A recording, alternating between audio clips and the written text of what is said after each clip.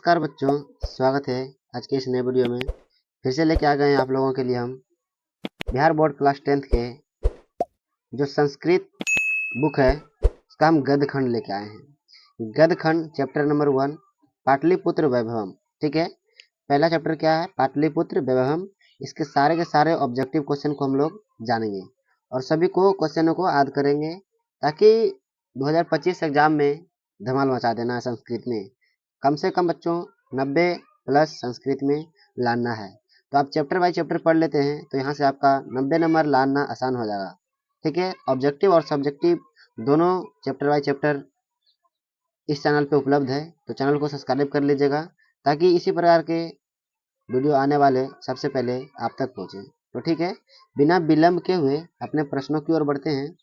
पहला प्रश्न देखिए क्या कह रहा है।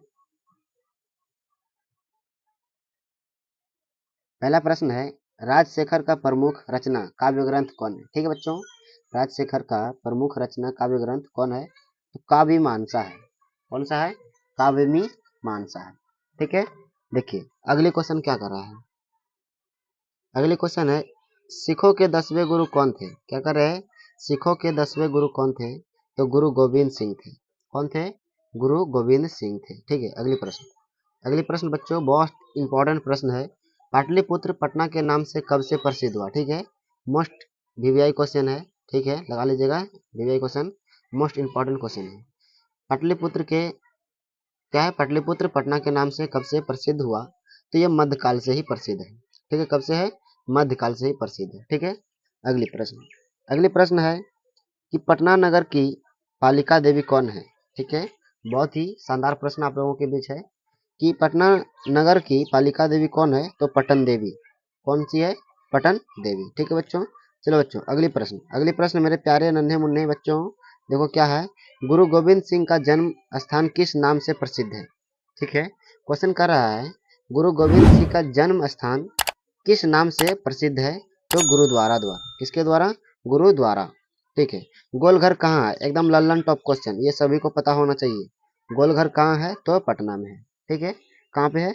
पटना में है। अगली प्रश्न है कि पटना में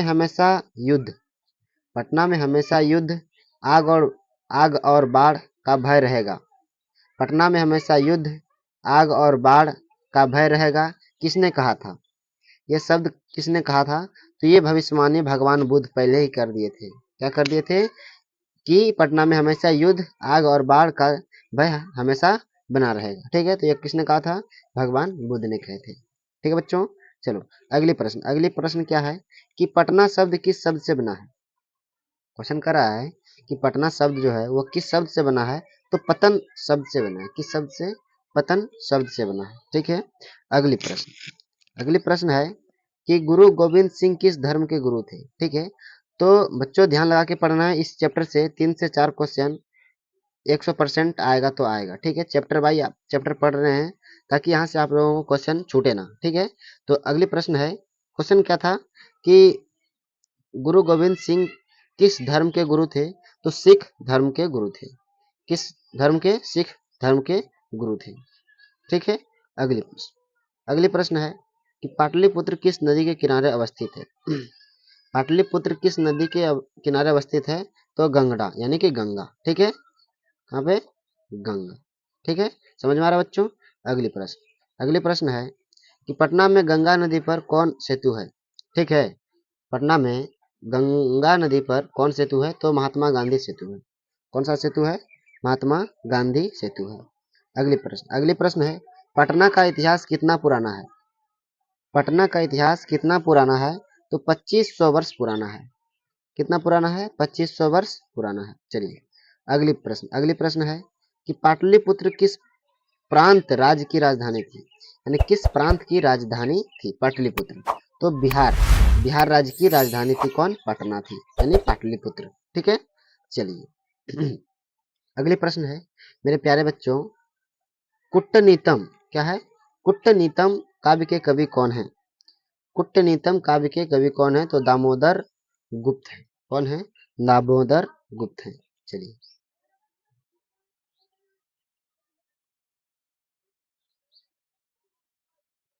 अगले प्रश्न है किसके काल में पाटलिपुत्र की रक्षा व्यवस्था उत्कृष्ट थी?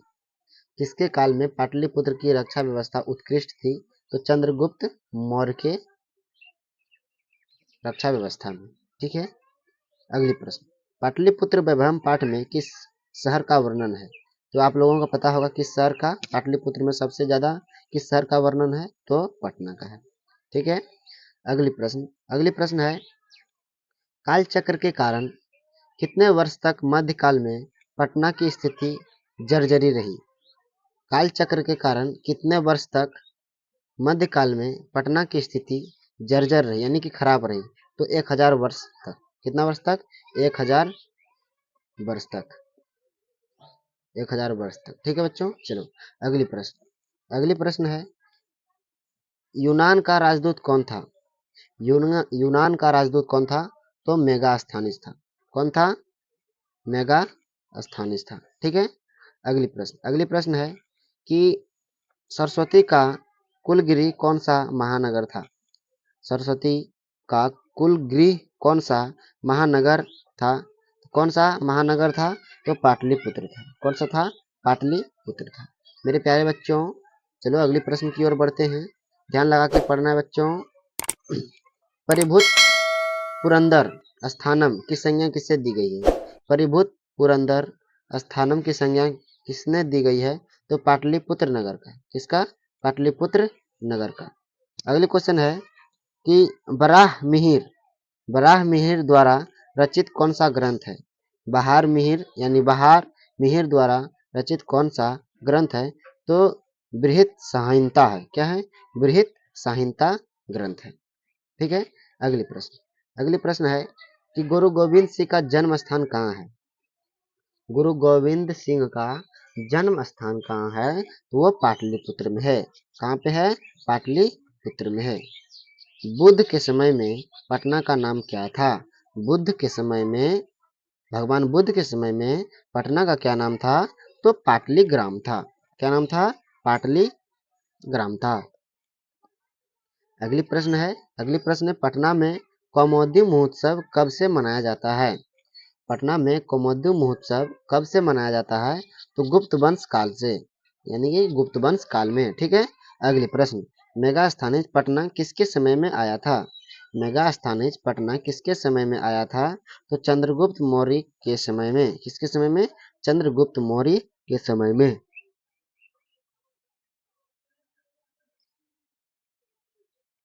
अगली प्रश्न है, कौमुदी महोत्सव किस ऋतु में मनाया जाता है?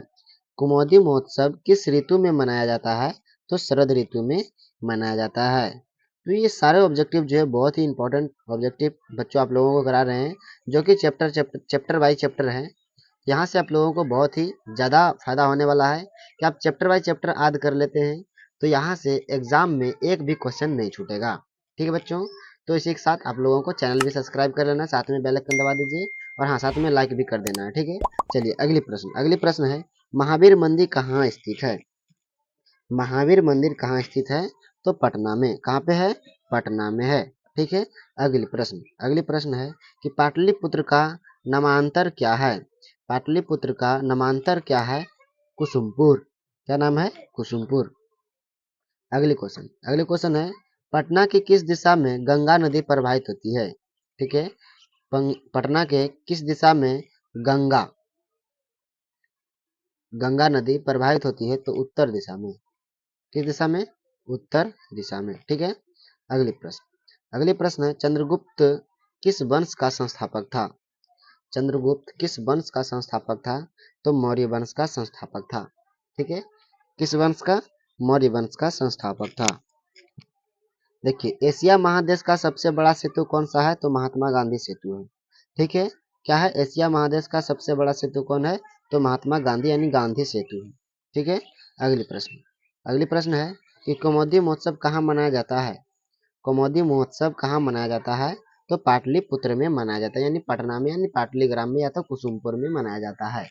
इन सभी का नाम क्या है? पटना, पाटलिपुत्र, कुसुमपुर सब क्या है? पटना का नाम है। ठीक है बच्चों, तो ये चैप्टर आप लोगों को कैसा लगा पढ़ने में वो कमेंट बॉक्स में बताना है। यदि पसंद आ रहा है तो चैनल को सब्सक्राइब कर लीजिएगा, ताकि इसी प्रकार का सारे चैप्टर बाय चैप्टर संस्कृत के क्वेश्चन आप लोग पढ़ सके।